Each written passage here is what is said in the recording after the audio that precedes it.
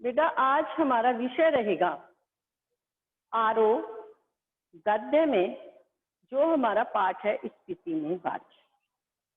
इस पाठ में बताया जाएगा स्थिति कहाँ पर स्थित है, वहां रहने वालों का जीवन कैसा है, वहां के लोगों की समस्याएं क्या हैं, वहां की जनसंख्या क्या है ना, वहां का क्षेत्रफल क्या है, उसके बारे में पूरी जानकारी, वहां कितनी फसलें होती हैं, वहां का वातावरण कैसा है, तापमान कैसा रहता है, संचार के साधन क्या हैं, इन सब की जानकारी देता हुआ है ये पाठ स्थिति में बारिश। तो स्थिति कहाँ स्थित है, ये सब कुछ एक यात्रा वृत्तांत है जो कृष्णनाथ ने लिखा है स्थिति की यात्रा करते समय। बेटा जब आप कहीं पर ये जो मैं बता रही हूँ यात्रा वृत्तांत, ये एक गद्य की विधा है, प्रकार है, और जब जैसे आप कहीं जाओ, कहीं की यात्रा करो और उसके बारे में लिखो तो वो कहलाता है यात्रा वृत्तांत। ठीक है, तो एक यात्रा वृत्तांत है। जब उन्होंने स्थिति में की यात्रा की थी तो उसके बारे में जो लिखा था उसी सबका वर्णन है कि स्थिति कहाँ स्थित है, कैसा क्षेत्र है, कितनी जनसंख्या है, कैसा तापमान है। ये थोड़ा सा पाठ ध्यान देने वाला है। आपको लगेगा कि कुछ इसमें जो बातें हैं वो आपके इंटरेस्ट के अनुसार नहीं भी हो सकती हैं, जैसे किसी पाठ को पढ़ने में ज्यादा रुचि आती है, तो ये हमें इसके बारे में पूरा जानना पड़ेगा। कहाँ स्थित है, कैसे है, कितनी ऊंचाई है, पहाड़ों की ऊंचाई कितनी है, इसकी ऊंचाई कितनी है का, तो ये सारा वर्णन इसमें बताया गया है। और आप इसे ध्यान से सुनेंगे तो एक एक बात आपको क्लियर हो जाएगी। सबसे पहले मैं बता दूं, जो स्थिति है वो हिमाचल क्षेत्र में आती है, मध्य हिमाचल में, और हिमाचल में भी लाहौल स्पीति जिले की तहसील है स्थिति।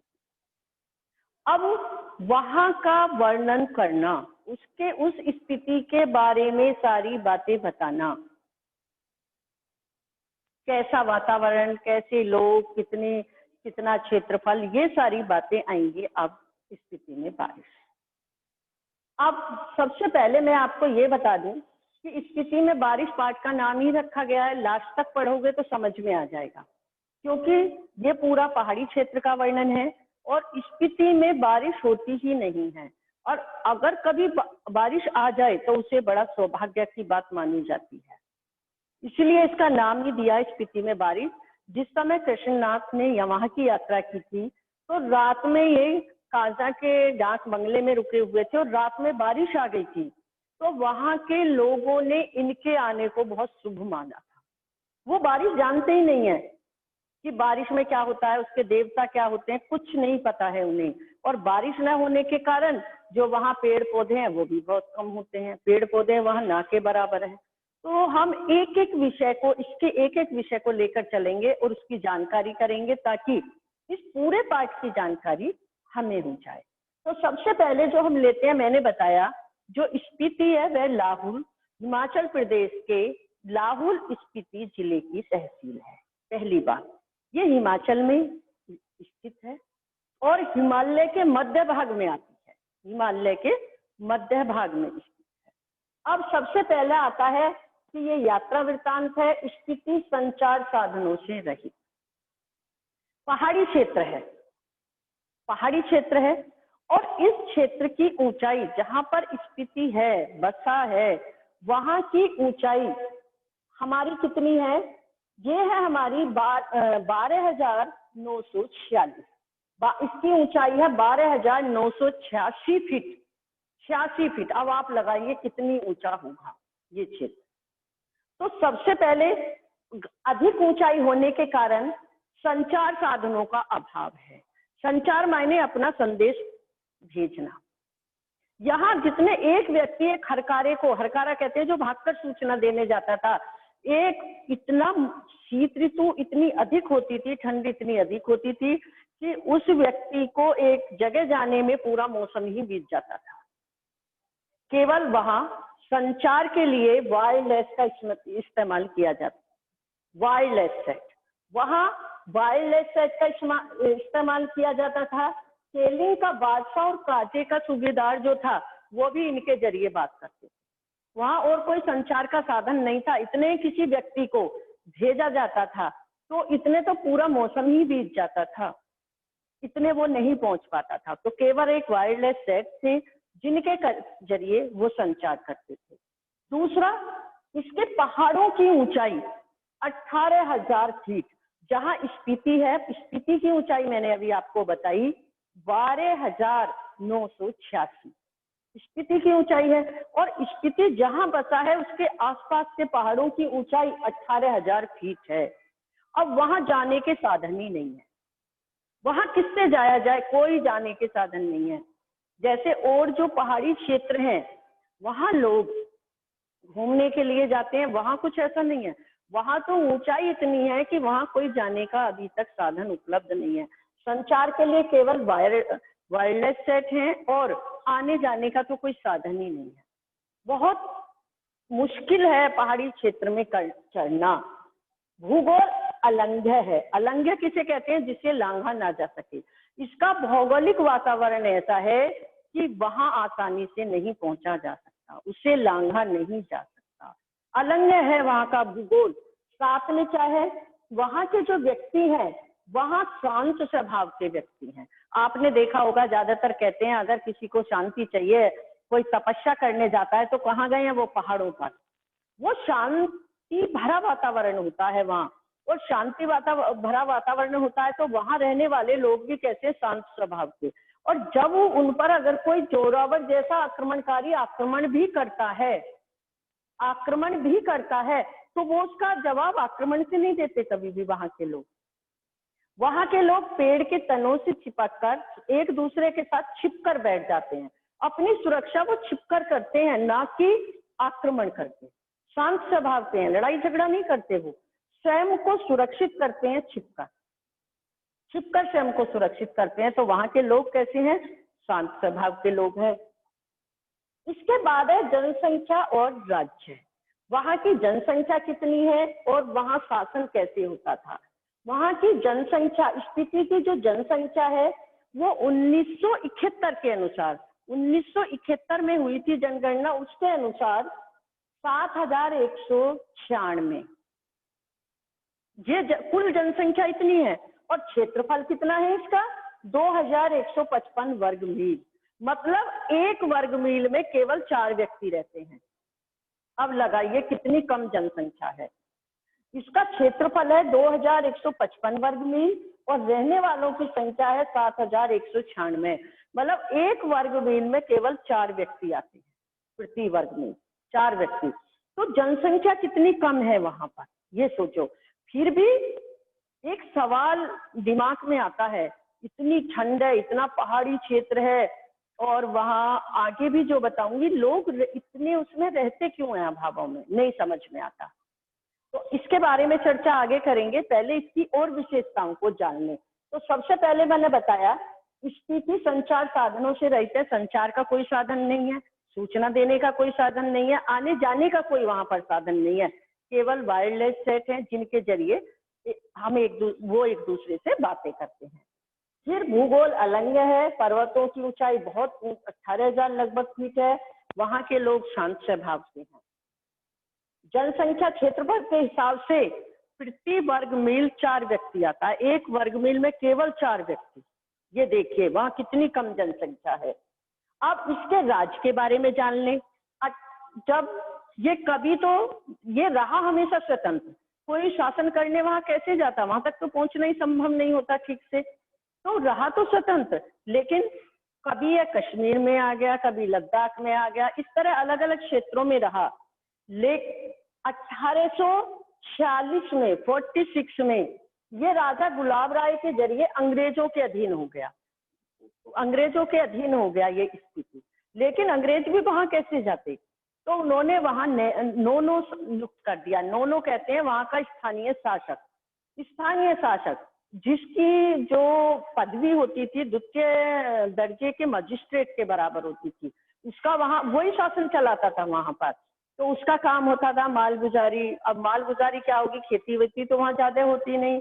छोटे मोटे जो उनके फैसले हैं उन्हें करना, लड़ाई झगड़े के, फौजदारी के फैसले आदि वो वहां करता था। वहां मतलब एक तरह से राजा के रूप में रहता था, नोनो कहते थे उसे, नोनो। नोनो ही वहां का शासक होता था जिसे नियुक्त किया जाता था। तो वहां पर, लेकिन इसके स्वतंत्रता के बाद 1960 में ये पंजाब में आ गया, कौन, स्पीति, और 1966 में ये हिमाचल में आ गया, हिमाचल के अधीन आया। तो पहले 1846 में अंग्रेजों के अधीन आया राजा गुलाब राय के जरिए, फिर 1960 में स्वतंत्रता के बाद पंजाब में, और 1966 में हिमाचल के अंतर्गत आया। तो अभी हमने जाना कि वहां शासन कैसे होता था, स्वतंत्र रहा, वहीं के लोग शासन करते थे, क्योंकि संचार और आवागमन के कोई साधन ही नहीं थे, तो कैसे वहां पर कोई लोग जा सकते थे। तो ये इतने यहाँ तक हमने समझा। अब आगे देखते हैं इसकी ऊंचाई। ये जो इसकी ऊंचाई है, स्पीति की ऊंचाई 12,986 फीट अभी मैंने बताई, कितनी ऊंचाई है वहां पर। इसमें ऋतुओं, अगर हम ऋतु देखें तो केवल 2 ऋतु होती हैं, हमारे यहाँ 6 ऋतुएं हैं, कब आती हैं 6 ऋतुएं, लेकिन वहां पर केवल 2 ही ऋतु होती हैं, बसंत ऋतु और शीत ऋतु, केवल 2 ऋतु होती हैं। और बसंत ऋतु भी कितने समय के लिए आती है, केवल जून से सितंबर तक, और जून से सितंबर तक भी जो तापमान होता है केवल 15 डिग्री सेंटीग्रेड, 15 डिग्री सेंटीग्रेड होता है वहां पर। अब आप इसी से अंदाजा लगा सकते हैं कि बसंत ऋतु में भी वहां पर कोई फूल पेड़ पौधे नहीं, हरियाली दिखाई नहीं देती, इतनी ठंड रहती है, और रात में तो ठंडा मौसम होता ही है। और बाकी महीनों में शीत ऋतु रहती है, और उसका तापमान होता है 8 डिग्री सेंटीग्रेड, मैंने लिखा है 8 डिग्री सेंटीग्रेड। तो अब आप देखिए वहां कितनी ठंड होती है। ऋतुओं के नाम पर केवल 2 ऋतु होती है, बसंत ऋतु और शीत ऋतु। बसंत ऋतु भी कितनी होती है, जून से सितंबर तक, और वो भी केवल दिन का तापमान 15 डिग्री सेंटीग्रेड होता है, और रात में वही ठंड रहती है।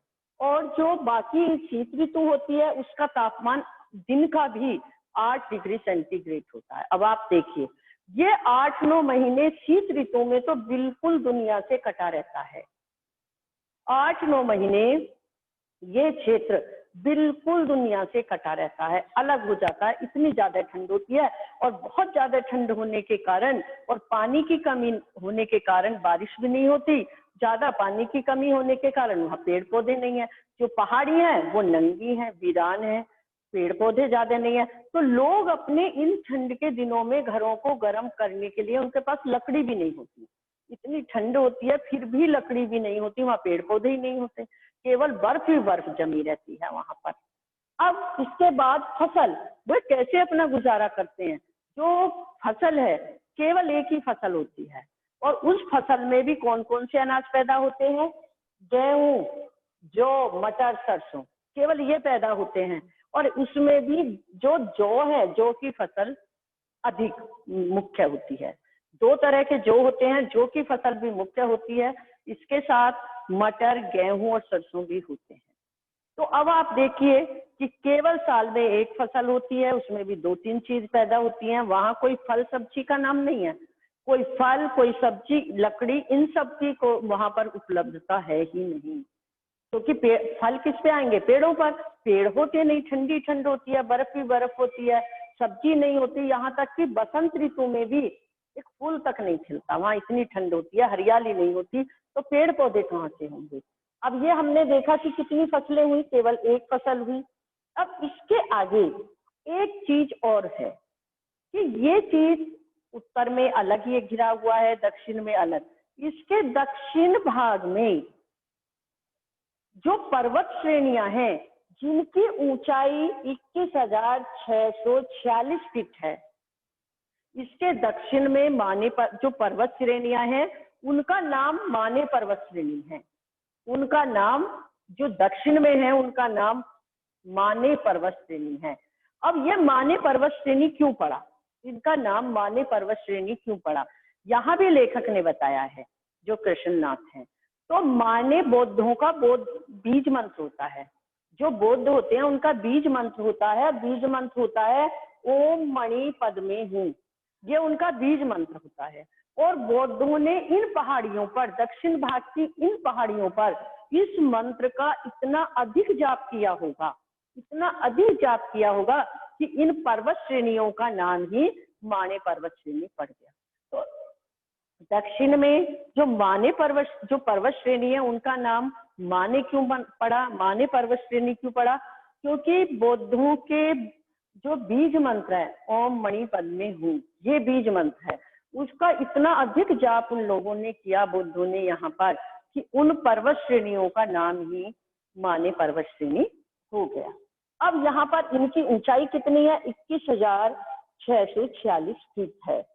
वहां पर जिस समय ये गए और ये रुके हुए थे कांचा के डाक बंगले में, तो उन्होंने रात में देखा खिड़की हिल रही है, चारों तरफ अलग तरह की आवाज है।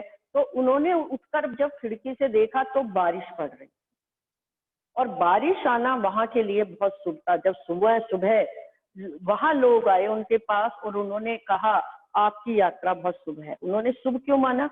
क्योंकि वो तो बारिश को जानते नहीं है, उसके देवता कौन है, क्या है, कैसे होती है, कुछ नहीं पता उन्हें।